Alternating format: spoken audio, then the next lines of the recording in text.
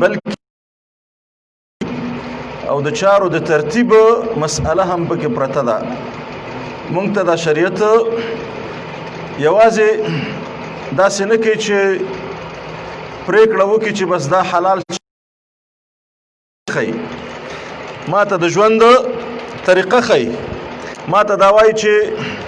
ستا ژوند هغه په دغه سیستم او په دغه نظام باندې باید برابر شي. برحال په دې باندې خو مونږه پخوا مخکې په تفصیل خبره کړې وه. په همدې اساس باندې دې درس کې مونږه د احکامو د حل او د حرمت په قضایاو باندې یا د احکامو د ارکانو د شرایطو د عباداتو په ارکانو شرایطو باندې نه غږیږو. هغه الحمدلله زمونږ امامان او مدارسو کې ویل کېږي. دلته مونږ په یو بل اړخ باندې غږیږو چې الله متعال دا شریعت را لېږلی. په دې شریعت کې د عباداتو اړخ دی، د معاملاتو اړخ دی، سیاسي نظام دی، اجتماعي نظام دی، فرهنګي نظام دی. دا نظامونه، دا سیستمونه دا د قرآن او د سنت نه څنګه اخیستل کېږي، د دې په اړه باندې د قرآن او د سنت هدایات او لارښوونې څنګه دي، او د دې په اساس باندې یو مسلمان څه مکلفیتونه او څه واجبات لري. مونږه دا لړۍ شروع کړې وه. تیرو درسونو کې مونږه اسلام ته د ضرورت په خبره کړې وه چې اسلام ته څه ضرورت دی. بیا په دې باندې مونږ خبره کړې وه چې اسلام وایي څه ته، د اسلام معنا او مفهوم څه شی دی. د هغې نه پس مونږه د کلمې مفهوم بیان کړی چې کلمه څه شي ته وایي، معنا یې څه ده، او د دې کلمې اثرات او اغېزې زما او ستا په ژوند باندې څه دي. د هغې نه پس بیا مونږه د مانځه په اړه غږېدلي چې مونځ الله متعال د یو ستر عبادت په توګه باندې را لېږلی دی، مونږ باندې فرض کړی او 5 وخته یې کوو. خو دا مونځ صرف ښکته کېدل او پورته کېدل نه دي. الله د دې دپاره نه دی را نازل کړی، نه دی فرض کړی په ما او تا باندې. دا مونځ زما او ستا په عملي ژوند کې دا خپل اغېزې لري، خپل تاثیرات لري. هغې باندې باید زه پوه شم او بیا د هغې په رڼا کې زه خپل مونځ وارزوم چې الله خو دا مونځ په دا ما باندې فرض کړی د دغه اهدافو د دې مقاصدو دپاره. خو آیا دې مونځ په ما کې دا تغییر راوستی که نه؟ قرآن عظیم الشان چې وایي اعوذ بالله من الشیطان الرجیم ان الصلاة تنهى عن الفحشاء والمنکر. دا د قرآن آیت ته او د مانځه یو هدف او مقصد بیان کړی چې مونځ ما د فحشا او منکر نه منع کوي. نو زه خپل ځان وګورم چې عملا داسې تاثیرات په ما باندې کړي که نه دي کړي. که نه دي کړي د هغې وجه څه ده، مشکل په کوم ځای کې دی. نو دا هغه مسایل دي چې مخکې بیان کړي. بیا مونږ د زکات په قضیه باندې غږېدلي وو او بیا تقریبا روژې ته را رسېدلي وو او روژه هم داسې وخت کې وه چې زموږ تصور دا و چې روژې مبارکه میاشت را روانه ده او انشاءالله همغه وخت کې به مناسبت درلوده. خو متاسفانه وبا راله او روژه په مونږ او تاسو باندې دغسې تېره کړه. نو اوس مونږ د روژې یا روژې مفاهیم او مقاصد او یا د علمي دغه باندې چې حکمت د تشریع د روژې هغې باندې غږېږو. اگر که روژه تېره ده خو روژه زموږ او ستاسو مسلمانانو ستر عبادت دی، هر کال راځي را باندې. په دې موږ باید پوه شو چې الله متعال دا روژه د څه دپاره په ما او تا باندې فرض کړې ده. قرآن عظیم الشان کې الله متعال فرمایي چې یا ایها الذین آمنوا کتب علیکم الصیام کما کتب علی الذین من قبلکم لعلکم تتقون. الله متعال یو هدف مقصد د روژې دا ښودله چې په انسانانو کې تقوا پیدا شي. دا خو الله ښودله او دا یې ویلي چې دا مخکینیو امتونو باندې هم فرض شوې وه. نو دې نه معلومیږي چې روژه دا د انسان د فطرت سره او د انسان یو فطري غوښتنه ده، د انسان یو طبیعي غوښتنه ده، د انسان د تهذیب دپاره، د انسان د پاکولو دپاره، د انسان د ژوند د سمولو دپاره هغه فطري غوښتنه ده. په همدې اساس دا تسلسل راغلی ده چې مخکنیو قومونو باندې الله فرض کړی وه. احکام تفصیلی مسائل به زمونږ او د نورو اقوامو ترمنځ او د نورو مذاهبو کې به فرق درلوده. خو مونږ باندې چې الله فرض کړی، الله فرمایي چې دې دپاره چې تقوا در کې پیدا شي. د تقوا مفهوم زمونږ او ستاسو عامیانه مفهوم دی چې پرهیزګارۍ ته وایي. یو سړی چې زیات منځونه کوي یا تسبیحات اړوي یا یو قسم په ځینو مسایلو کې بزرګي کوي، مونږ دې ته متقي وایو. د تقوا مفهوم زمونږ او ستاسو په ټولنه کې دا دی. خو په شرعي لحاظ باندې د تقوا مفهوم ډېر پراخه دی، ډېر پراخه. د تقوا مفهوم هغه د الله نه د ویرې معنا لري، خو د ژوند په ټولو چارو کې. هغه دکاندار چې هغه تسبیح اړوي منځونو ته په اول صف کې ناست وي، خو هغه د خپل دکان په معاملاتو کې د الله نه نه ویري، احکام هغه پایمالوي، دا متقي نه دی، دا متقي او پرهیزګاره نه دی. په همدې شکل نور چارې راواخلئ. په دې اساس مونږ په لنډه توګه به انشاءالله په دې باندې خبره کوو چې د روژې خپل اثرات او اغیزې دي د انسان په ژوند باندې، خپلې فایدې دي. دا ډېر تفصیلات لري، خو زه به لنډ ځینو مفاهیمو باندې د خپل محدود وخت په رڼا کې خبره وکړم. ځینې ګټې د دې روژې ورونو انفرادي ژوند پورې تړلې دي، زما او ستا فردي ژوند پورې، او ځینې داسې دي چې هغه د ټولنې پورې تړلې دي، ځینې فردي ژوند پورې او ځینې ټولنې پورې تړلې. په فردي لحاظ د روژې بنیادي ګټه دا ده چې په یو انسان کې د بندګۍ احساس را ژوندی کوي. د بندګۍ احساس انسان ته دا ورښیي چې دغه الله باندې چې تا ایمان راوړه، دا صرف د یو غیبي ذات په توګه باندې چې یو غیبي ذات دی او موجود دی او زما په ایمان دی، په دې مفهوم نه دی، بلکې دغه غیبي ذات باندې چې تا ایمان دی معنا یې دا ده چې دا غیبي ذات ما ګوري، په هره لحظه کې ما ساري، ما زمانه پوښتنه کوي، د هغې په اړه بیا ما سره محاسبه کوي. دغه ایمان قوي کېږي، دغه غیبي ذات باندې ایمان په دغه شکل باندې قوي کېږي. په غیبي امورو باندې په نورو ادیانو کې ایمان شته، نور ډېر ادیان هغوی دغسې غیبي شیانو باندې ایمان لري، او بیا د دې غیبي ایمان په اساس باندې هغوی په ځینې مادي شیان ځان دپاره د خدایانو په توګه باندې نیولي، خو اصل خبره ورسره هغوی سره هم غیبي ده. خو هغه غیبي ایمان او زما او ستا غیبي ایمان فرق لري. زما او ستا د غیبي ایمان یو مظهر هم دا دی چې روژه په ما او تا باندې فرض کړې ده، او داسې فرض کړې چې حدیث کې چې رسول الله صلی الله علیه وسلم حدیث قدسی دی چې رسول الله صلی الله علیه وسلم د الله متعال نه روایت کوي چې الصوم لی وانا اجزی به، چې روژه د بنده زما هغه زما لپاره ده، زه ورته بدله ورکوم. دا د همدغه مسلې دپاره ده چې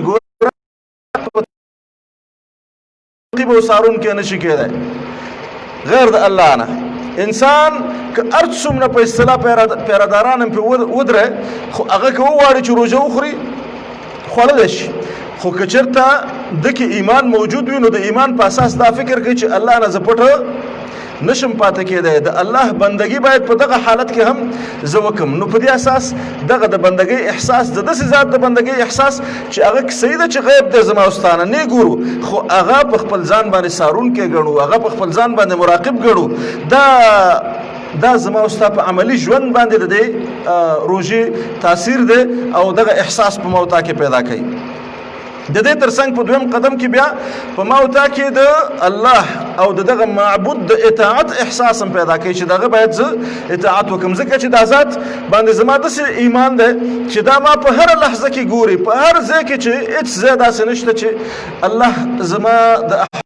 نه داسې ځای نشي پیدا کېدی. کله چې زما ایمان په دغه شکل وي، په دغه شکل باندې زه باور ولرم او روژه هم د همدې احساس په بنیاد باندې نیسم چې بل څوک کارونکی نشته،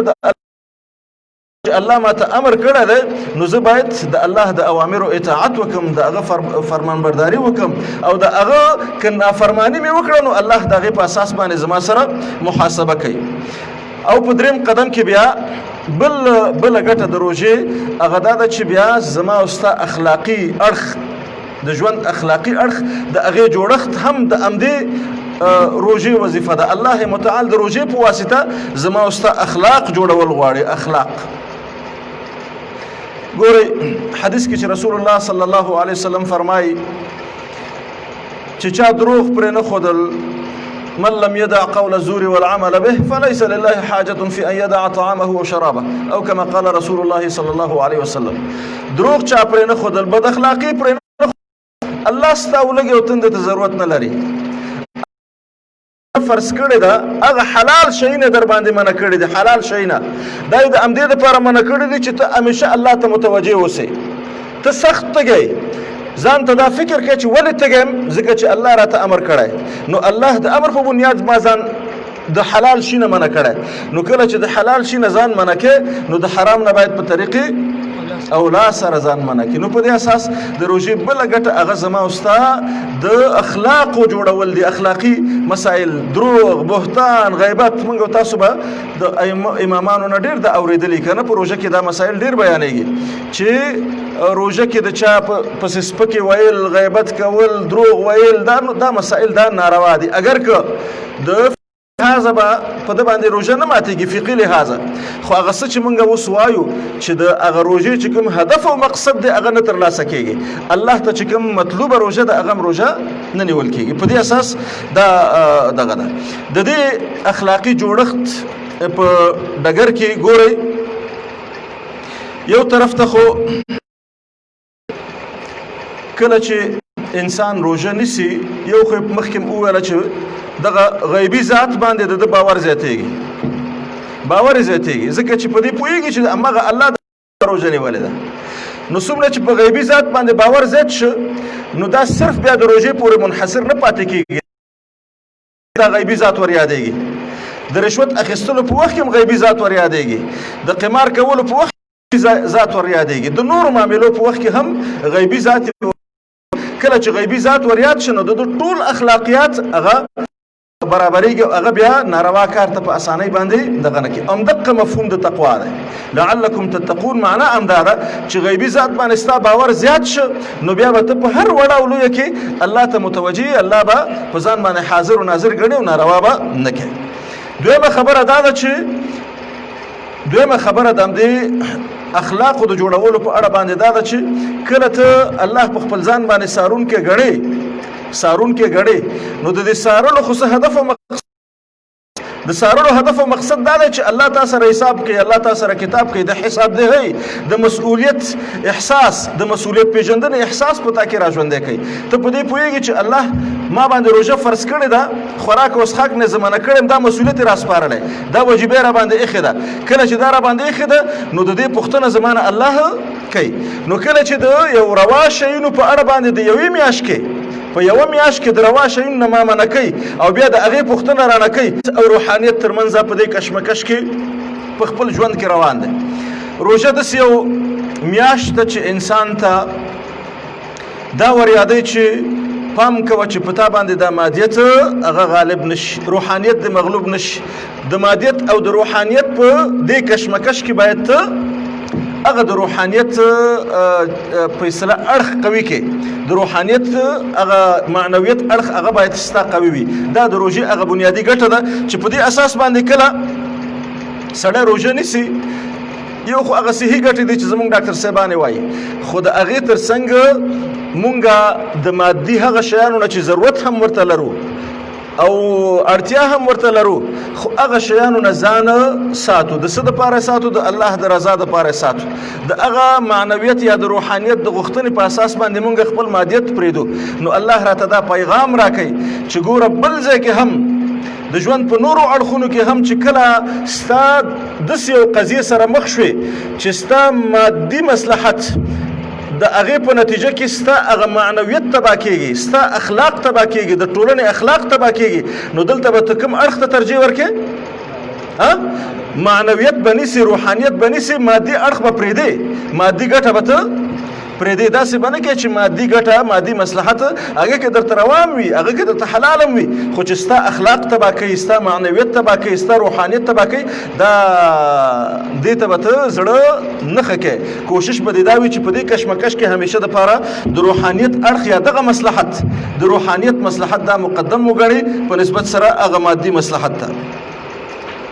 بل دا مثلا مونږ ته الله متعال په دې کې دغه کې چې ګوره روژه دا په اوړي کې راشي او کله په ژمي کې راشي، کله په اوړي کې راشي او کله په ژمي کې راشي. په دې ټولو حالاتو کې مونږ الله ته تابع او فرمان بردار یو. دا هم راته ښایي چې ګوره چې ته به خپل ټول ظروف، ټول شرایط هغه د الله د حکم تابع کړې. داسې به نه لکه څنګه چې سږ کال تاجکستان ګمان کوم که ازبکستان وغیره رئیس جمهور اعلان وکړ چې ګرمي روژې ته نغه نشي بیا روژه په یخنۍ کې ونیسئ نه بس مونږ به ټولو ظروفو ټولو شرایطو کې کله چې د الله امر راشي مونږ ته د الله امر د خپلو ظروفو د خپلو شرایطو د خپلو ټولو دغه نه پورته دی نو د الله امر به بیا منو اجر په حساب باندې خو طبعا الله متعال بیا هغه د انسان تکلیف او دغه ګوري بله مسله پکې دا ده ورونو چې انسان ته الله یو ازادي ورکړې ده یو حریت ورکړې ده یو اختیار ورته ورکړی مختار مخلوق ده خو کله ناکله الله متعال د ځینو مصالحو په بنیاد باندې په انسان باندې څه پابندۍ لګوي څه محدودیتونه پرې لګوي نو دا ورته ورښیي چې ګوره ستا د اختیار او د الله لخوا د ایښودل شوي محدودیت تر منځ هم چې کله ټکر راځي نو ته به دلته د چا حکم منې د خپل اختیار نه به تېرېږي د الله د محدودیت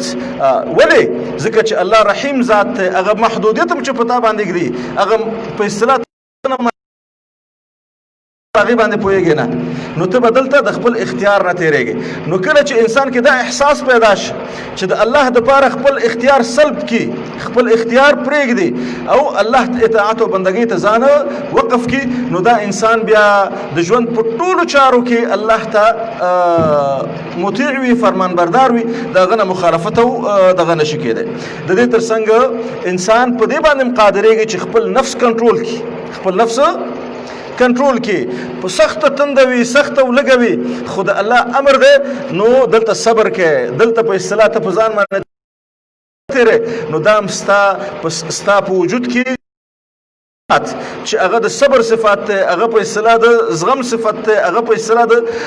د سختو د تکلیفونو مقابل کې وخت کې مقابله کول دي دا احساس دا شی چې په تا کې پیدا شي نو بیا که چېرته ستا په ژوند کې په تا باندې تکلیف راځي که ستا په ژوند کې مثلا کله ناکله ستا مادي مصلحتونه داسې کېږي چې هغه د خطر سره مواجه شي سمدلاسه نه ورخطا کېږي ځکه تا تدریب کړی تا تمرین کړی ته په دې باندې په اصطلاح تمرین شوی چې د سختو تکلیفونو په وخت کې هم ته کولی شي چې په ځان باندې ولږه تنده تېره کړي نو دا یې بله ګټه ده او د ټولو نه زیات دغه دا ده چې انسان زموږ د ځینو علماو په تعبیراتو باندې چې دوه دغه ده یو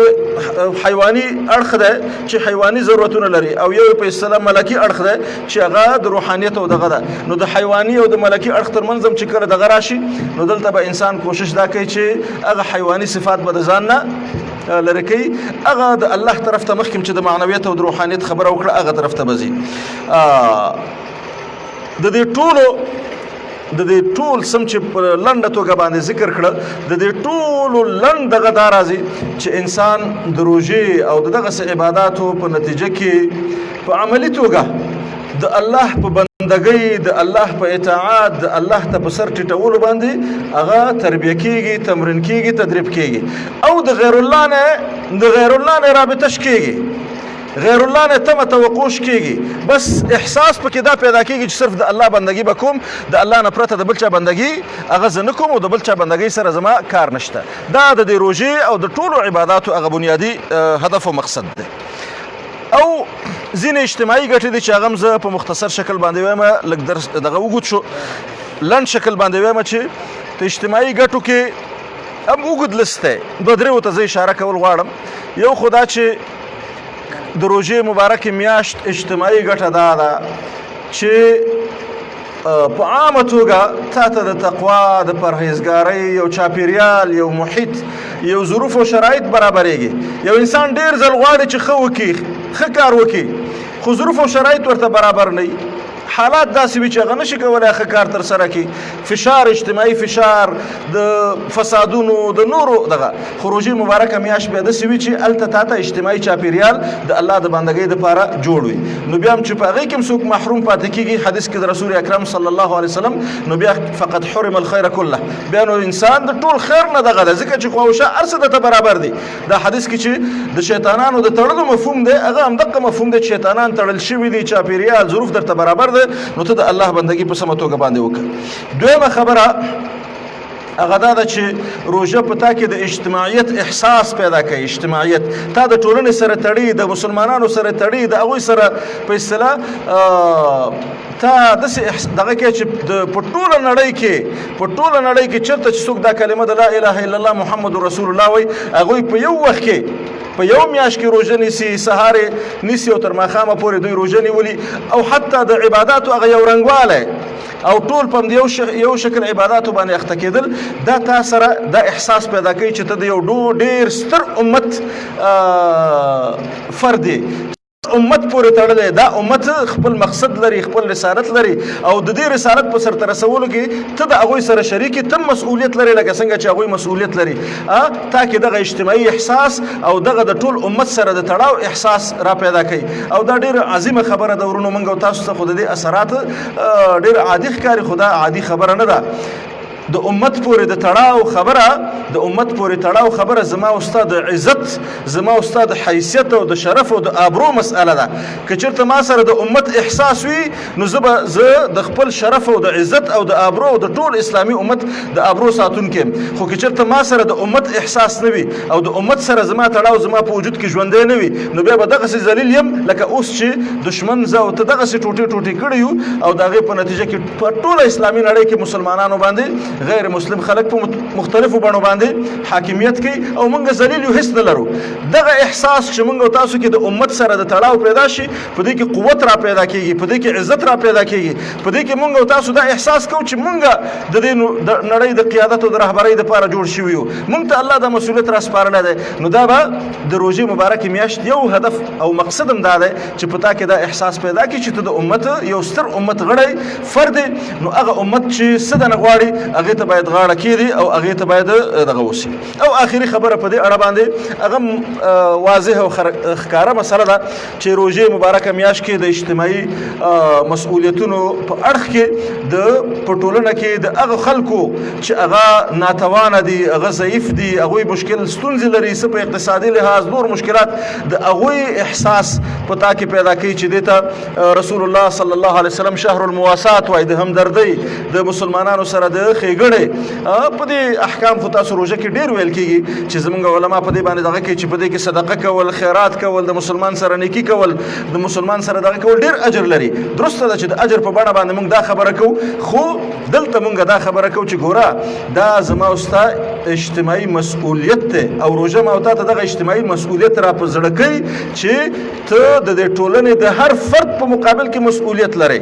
ته جوابدهي الله به ستا نه پوښتنه کوي د ګاونډي په اړه که چېرته ناتوانی او فقیر وي مسکین وي د هغې په اړه به ستا نه الله پوښتنه کوي په کلي کور کې در سره څوک ناتوانی فقیر وي د هغې په اړه به الله درنه پوښتنه کوي همداسې په ولایت او ولسوالۍ او په هېواد کې د ټولو په اړه به الله درنه پوښتنه کوي د روژې پیغام همدا دی یو میاشت الله په تا باندې روژه فرض کړې خدای تذکیر درته کړی چې په دې کې به څنګه چې ته د ولږې احساس کې په ټولنه کې داسې افراد شته چې هغه په ټول کال کې دغسې وږي دي دغسې تږي دي بیچارهګان څه نه لري هغه خلکو احساس په ځان کې پیدا کړه د هغې په وړاندې مسؤلیت احساس وکړه او ته په دغه شکل چې کله ته روژه هغه مقاصد چې الله متعال زما او ستا باندې د بندګۍ په توګه باندې ایښي او ما او تا ته د دنیا د قیادت او د رهبرۍ مسؤلیت را سپارلی هغه په خبره په دې باندې کړې وه احساس باندې ونیسو نو په دې شکل به مونږه د یو ستر امت غړي شو او یو عظیم امت به رانه جوړ شي او هغه قیادت او رهبري او خلافت چې الله را سپارلی د هغې مستحقه وړ به وګرځو او که روژه صرف ولګه او تنده وي ولګه او تنده تېرول وي نو بیا هغه بنیادي هدف او مقصد چې الله متعال زه او ته پرې رالیږلی یو ورته رالیږلی یو هغه نه ترلاسه کېږي مختصره توګه مې په دې مفاهیمو باندې خبره وکړه انشاءالله راتلونکي درس کې به لږ شان د حج په دغه باندې غږېږو بیا وروستو به د اسلام په نورو نظامونو باندې چې د اسلامي نظام جوړښت د هغې نه تشکیل شوی په هغې باندې به قرار انشاءالله غږېږو الله متعال دې موږ او تاسو ته